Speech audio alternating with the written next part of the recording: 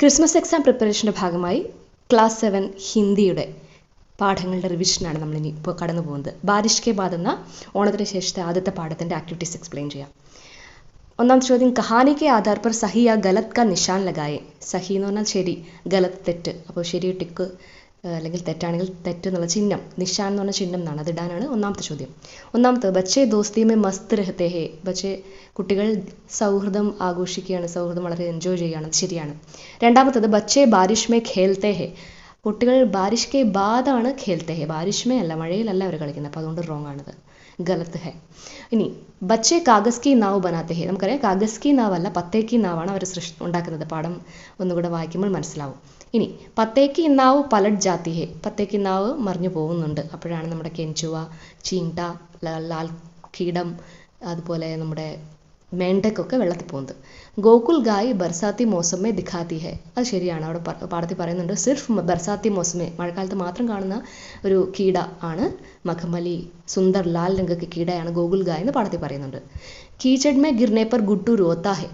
കീച്ചഡ് ചെളിയിൽ വീണപ്പം ഗുഡ്ഡു കരയുമല്ല ചെയ്യുന്നത്, ഹസ്താഹയാണ്, അപ്പോൾ അത് തെറ്റാണ്. ഓക്കെ, അടുത്ത ചോദ്യം, പത്തേക്ക് നാവ് പലട്നെ പർ ക്യാ ഹുവാ ജോഡ് കർ ലിഖേ.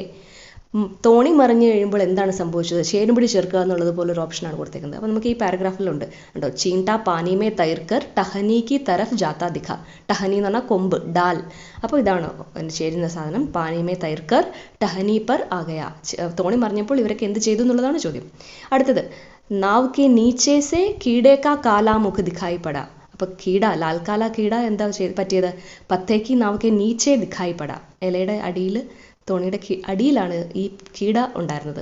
ഇനി ഗുഠലി ഗുട്ടുവും എന്താ ചെയ്യുന്നത്, അവർ ഉൾട്ടി ബഹത്തി നാവ് കെ പീച്ചേ ഭാഗേ. തിരിഞ്ഞു മറിഞ്ഞ് ഒഴുകുന്ന തോണിയുടെ പുറകെ അവർ ഓടുകയാണ്, അതാണ് അവർക്ക് ചേരുന്ന ഓപ്ഷൻ അവിടെ. ഇനി കെഞ്ചുവ, മണ്ണിര. മണ്ണിര എന്താ ചെയ്യുന്നത്, പാനീക്കെ അന്തർ ചലാഗയ എന്നാണ് അവിടെ പറയുന്നത്. ഓക്കെ, അടുത്ത ക്വസ്റ്റ്യൻ നോക്ക്, ബാരിഷ് കെ മൗസമേ ഗുട്ടു और ഗുഡലിനെ ക്യാ ക്യാ കിയേ. അവരെന്തൊക്കെയാണ് ചെയ്തത് മഴക്കാലത്ത്, പുസ്തകത്തിൽ നിന്ന് എഴുതാനാണ് പറഞ്ഞേക്കുന്നത്. बरसाती नाले में पत्ते की नाव तैराने की कोशिश की.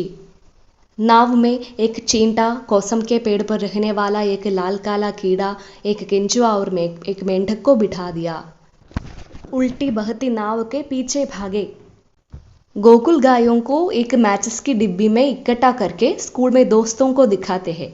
ഗോകുൽ ഗായ് എന്ന് പറയുന്ന പ്രാണീനെ മാച്ച് ബോക്സിൽ ശേഖരിച്ച് സ്കൂളിൽ കൂട്ടുകാരെ കാണിക്കുമായിരുന്നു. പേടുക്കോ ഹിലാക്കർ പാനി സെ തരപ്തർ ഹോ ജാത്തെ ഹേ. മരം കുലുക്കി നനയുന്നുണ്ട്. അതിനുശേഷം ഭാഗ് ദൗഡ് മേ ഫിസൽ കർ കീച്ചഡ് മേ ഗിർ ജാത്തെ ഹേ. ഓട്ടത്തിൽ തെന്നി ചെളിയിലേക്ക് വീഴുന്നുണ്ട്. ബച്ചേ ദോസ്തി മേ മസ്ത് രഹത്തെ ഹേ. ബച്ചേ സൗഹൃദം എൻജോയ് ചെയ്യുകയാണ്. അടുത്ത ക്വസ്റ്റ്യൻ, ये शब्द पढ़ें, कहानी से इनकी विशेषता बताने वाले शब्द चुनकर लिखें. കഥയിൽ ഈ താഴെ കൊടുത്തിരിക്കുന്ന വാക്കുകളുടെ വിശേഷതാ സൂചകമായി കൊടുത്തിരിക്കുന്ന വാക്ക്, ഉദാഹരണത്തിന് മിട്ടി എന്നുള്ളതിന് ഗീലി മിട്ടി എന്നാണ്, നനഞ്ഞ മണ്ണ് എന്നാണ് കൊടുത്തിരിക്കുന്നത്. അതേപോലെ കീട, ലാൽ കാല കീട. നാവ് എന്നുള്ളതോ പത്തേക്ക് നാവ്, ബർസാത്തി നാലെ, ഛോട്ട മേണ്ടക്, കാലാ മുഖ്. അപ്പോൾ ഇതൊക്കെയാണ് ടെക്സ്റ്റ് ബുക്കിൽ കൊടുത്തിരിക്കുന്ന വിശേഷ സൂചകങ്ങളായുള്ള ശബ്ദങ്ങൾ ഉപയോഗിച്ചുള്ള വാക്കുകളുടെ ഉദാഹരണം. അപ്പോൾ ഇപ്പോൾ നമുക്ക് പരീക്ഷയ്ക്ക് എന്ത് പ്രതീക്ഷിക്കാം, ഒരു പാരഗ്രാഫ് തന്ന അതിൽ നിന്നും ഒരു വാക്ക് കൊടുത്ത് അതിൻ്റെ വിശേഷത സൂചക ശബ്ദ ക്യാ ഹേ എന്ന് ചോദിക്കാം. അടുത്ത ചോദ്യം, ഡയറി ലിഖേ. ഭാഗ് ദൗഡ് മേ ഗുട്ടു ഫിസല और जाकर कीचट में धम से गिर गया. കീച്ചട്ടിൽ വീണു, ചെളിയിൽ വീണു. ഘർ ആക്കർ ഭി ഗുട്ടു ഹസ്താ രഹ. വീട്ടിൽ വന്നിട്ടും ഗുട്ടു ചിരിച്ചു.